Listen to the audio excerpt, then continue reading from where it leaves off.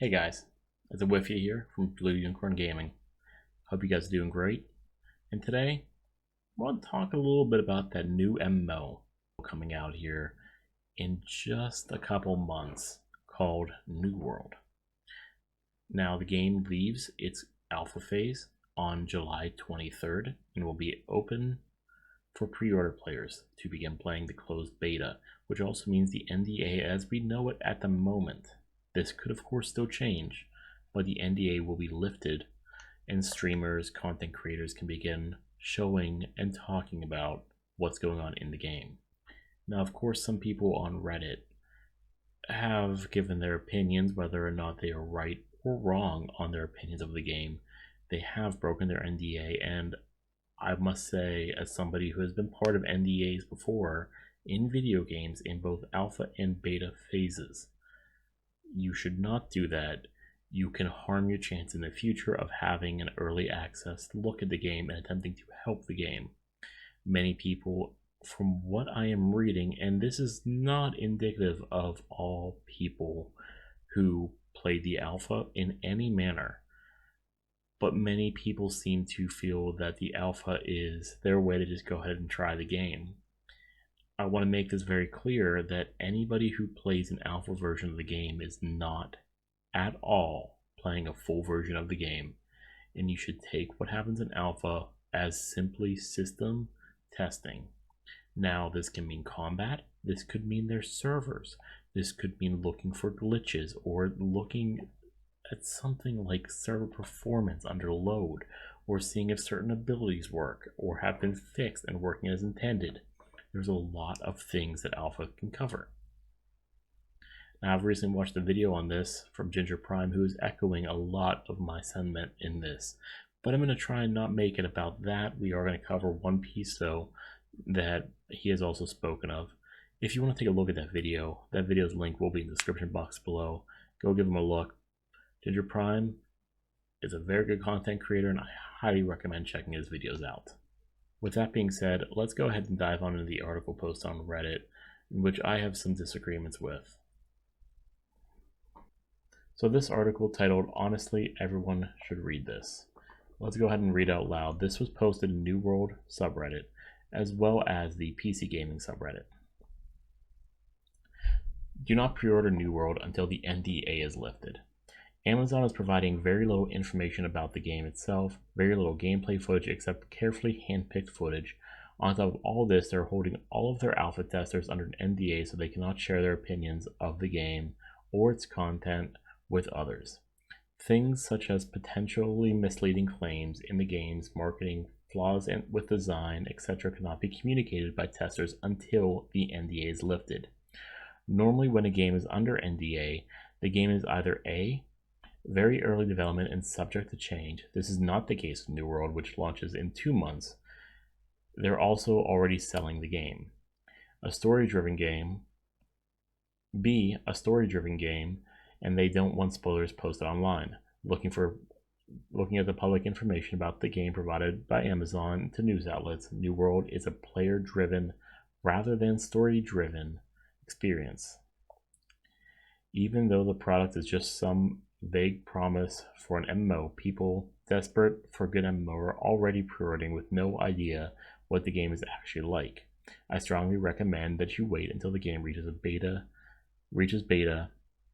I strongly recommend that you wait until the game reaches beta and gameplay footage is available for you before you pre-order.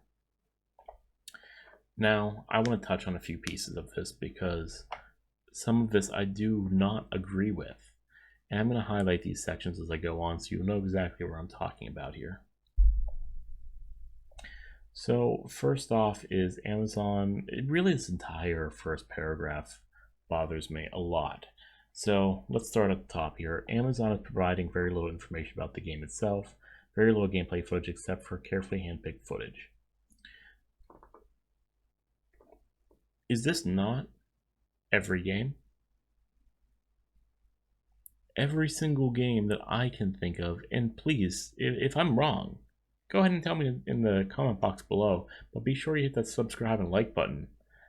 It helps me know that you're there. It helps you know if you like this content. Also helps the algorithm for me to be able to be discovered a little more and get better content out to more people, and hopefully more content that you like. See what I did there? Anyway, Amazon is providing very little information about the game itself.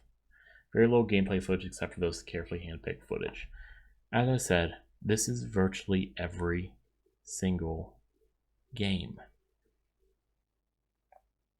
If you can give me an example of a game that did not carefully handpick what it gives out to the community before launch, I would really love to hear it, because I can't think of a single game that is like that at this point in time. Almost every game in the 31 years that I've been alive, and I remember seeing TV ads, articles written, even demos played, everything was very carefully handpicked to give the user the best possible experience or best possible information that they want them to know. Not exactly that is exactly how the game's going to be played. Let's go ahead and take The Last of Us 2, for example. And I hate to bring this game up. I know it's very fresh, as it just came out today. But there were very, very misleading moments in the trailers in which Neil Druckmann himself has even admitted to being false. But these were carefully handpicked by him and Naughty Dog to go out to the public. This is common practice. You want to give your game the best look possible. You want to highlight the features that you are most proud of before releasing the game to attempt to generate hype and get people talking about the game. One aspect of this for this game, which has changed, is the full loot PvP system, where you could go out and you could kill another player and take whatever loot the game would allow you to be available. Games like Albion Online, you do not get to loot everything. Some items are just unlootable. This makes it so the player doesn't lose absolutely everything if they die in a PvP. Now, I do want to say that this change has been told to come from alpha player feedback. Now, others have argued with me that this is not true and that this actually came from inside the studio. It has to be understood that a full loot PvP game does not attract that big of a player base. It just doesn't. That really looks at a hardcore amount of players, and then you're focusing primarily on PvP, and it really alienates a more casual player. So take it for what you will. If you look at EVE Online, who is currently sitting, I believe, around 50,000 active pilots and has been for a very long time. And by active pilots, with that, I do mean that are logged in at one point in time. They have more than 50,000 subscribers, I'm sure of that. That is a full PvP game when you leave HiSec. It's not everyone's cup of tea. Albion Online is not everyone's cup of tea. It is not my cup of tea, personally. But let's continue down here. On top of all this, they're holding all of their alpha testers under NDA so they can not share their opinions of the game itself. I'm just going to stop reading that there, because this is, again, every alpha and closed beta I have ever been a part of, and that is well over a dozen in my life. This has been true. This statement has been true across the board, regardless if there's a story in it, because they do not want you telling about the game. When the game goes into an open beta, or if they announce that there is no NDA on closed beta, then this changes. But this is common. The problem that I believe, and don't quote me on this, the problem I believe people have is that many of us are spoiled by early access, meaning you get in at the late alpha stage, maybe early alpha stage or early beta stage of the game, and you are open to play it as you have paid for it. And I believe that's where this sentiment comes from. But I do disagree with this completely, as this has been a standard practice for quite some time. Let's continue, shall we? Things such as potential misleading claims in the game's marketing, flaws with design, etc. cannot be communicated by testers until the NDA is lifted. This is not 100% true. So, yes, you can't communicate any of these out until the game's NDA has been lifted. That is 100% true, and that is normal. Marketing flaws in design, again, this is actually normal for a game. Now, misleading claims, however, I would need to know what these claims are because they've explained that the full loop PvP is no longer a thing. So I would need to understand this a little bit more. But let's continue. I don't want to spend time on that section because I'm not 100% sure on what the OP is meaning here. Normally when a game is under NDA, the game is either in very early development or subject to change. I'm not even going to read the rest of A because this is absolutely not true. There have been many games, especially MMOs, where up until a month before release, the game was under an NDA before going into an open beta phase. I've played many of those games, Star Wars Galaxies being one of those that I've played. There are numerous ones. If I recall, World of Warcraft was similar, but don't quote me, you're talking 16 years ago on that one? Star Wars Galaxies I know because I remember very fond memories of that beta phase. Let's see, or is B a story-driven game and don't want to spoilers posted online? Look into public information. That's not true. This section may or may not be true. This story-driven, they could take the story out of it. That's very easy for most companies to turn off. I believe with the open beta of the current expansion of World of Warcraft, that they actually turned off the story to allow you to play the game, or at least key sections of the story to allow you to play the beta and understand where it's going. I believe Shadowlands is similar with that aspect as well. Now, New World, probably not a story-driven game based on all the information out there, but it's still worth noting that this is not always the case, and there are other cases as well that I'm not going to take mention here because we're simply talking about this article and whether you should pre-order the game. So let's continue. Even though the product is just some vague promise for an MMO, people that forget MMO are already pre-ordering with no idea what the game is actually like. This is unsubstantiated. Flat out unsubstantiated claim. How do you know people are pre-ordering? If you have fact, please post that fact. But we don't have a clear idea outside of the Steam sales chart. You know what? Let's take a look here then.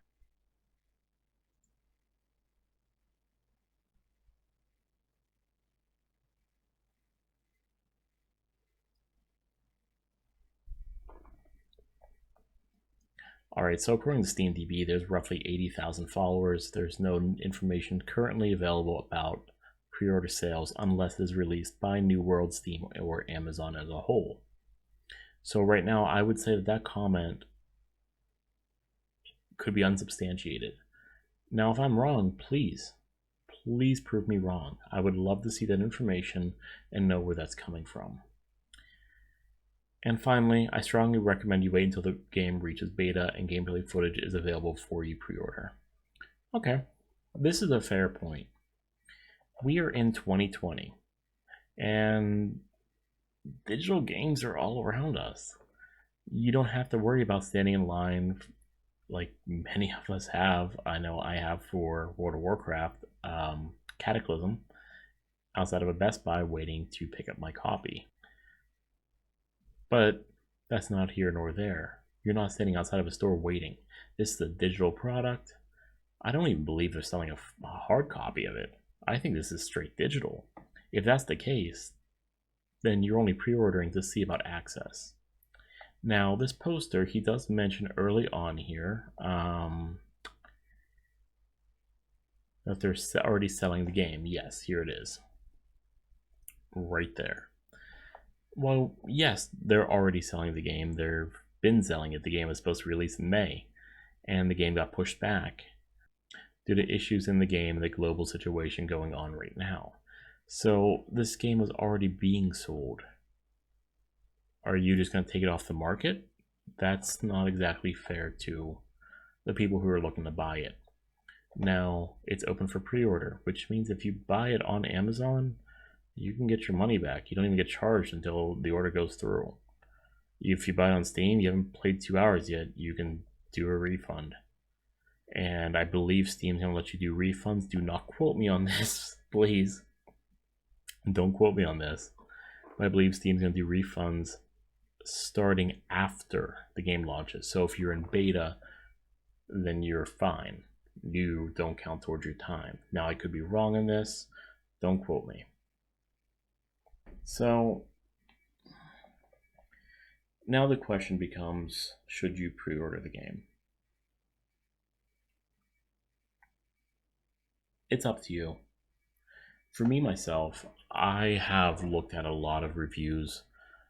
A lot of videos posted not only by the New World developers themselves, but also by Sir Medieval, who I'll link his channel here below. You should check out. He is a fantastic source on all things New World. He posts many videos, reactions, deep dives into the videos, really giving some great content on this game. This is a game that I'm heavily looking forward to, and his content has helped me really look forward to it as well. So I think that if you're going to pre-order, you're going to do it to try and get early access to the game. That's going to be your best bet. Maybe some of the in-game cosmetics that come with a pre-order, or the collector's edition, something like that, which is only $10 more than the base edition, which is pretty nice. But if you don't want to pre-order, there's nothing wrong with that. If you want to pre-order, there's nothing wrong with that either. I myself, as I said, I pre-ordered this game. I don't pre-order games often. I haven't even pre-ordered Cyberpunk 2077 yet, and I've been waiting for this game since we first heard about it. So take that for what you will. I pre-ordered this game because I want to get involved in this game early. I want to be there from the ground floor, and that's my decision. That may not be the best decision for you as a player, as a potential ally or enemy in the game. So you make the choice, but educate yourself on the game before you do, and make your decision based off all available information at this moment in time. It's only then that you can choose if a pre-order for this game is right for you.